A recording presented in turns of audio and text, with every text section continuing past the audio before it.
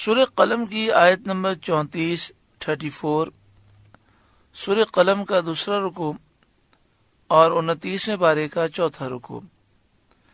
اللہ رب العالمین نے ارشاد فرمایا، ان للمتقین عند ربہم جنات النعیم، بے شک ڈر والوں کے لیے ان کے رب کے پاس چین کے باغ ہیں۔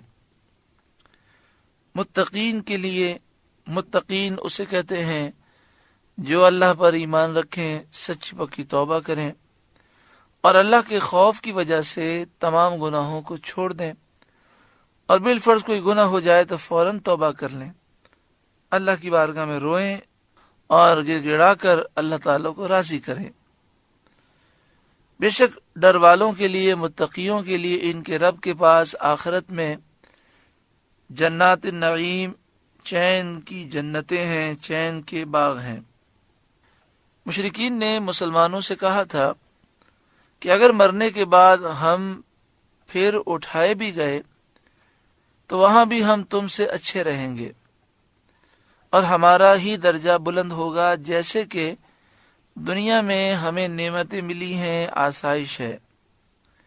اس پر یہ آیت نازل ہوئی جو آگے آتی ہے، افنجعل المسلمین کالمجرمین، کیا ہم مسلمانوں کو مجرموں جیسا کر دیں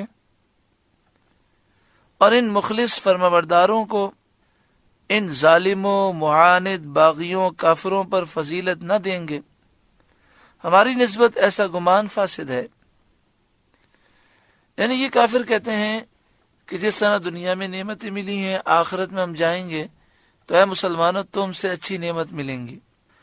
تو فرمایا کہ کیا ہم مسلمانوں کو مجرموں جیسا کر دیں؟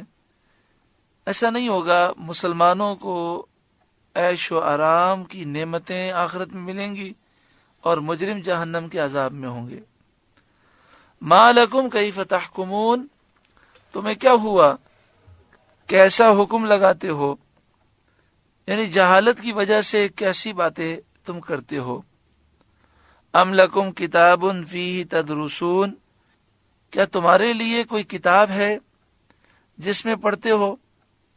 کیا کوئی آسمانی کتاب ہے جس میں یہ بات لکھی ہے؟ ان لکم فیہ لما تخیرون، کہ تمہارے لیے اس میں جو تم پسند کرو۔ ام لکم ایمان علینا بالغۃ الی یوم القیامہ، یا تمہارے لیے ہم پر کچھ قسمیں ہیں قیامت تک پہنچتی ہوئی جو منقطع نہ ہوں اس مضمون کی، ان لکم لما تحکمون، کہ تمہیں ملے گا جو کچھ دعویٰ کرتے ہو، یعنی اپنے لیے جو تم دعویٰ کرتے ہو تمہیں وہ ملے گا۔ کیا اللہ تعالیٰ نے تم سے کوئی وعدہ کیا ہے؟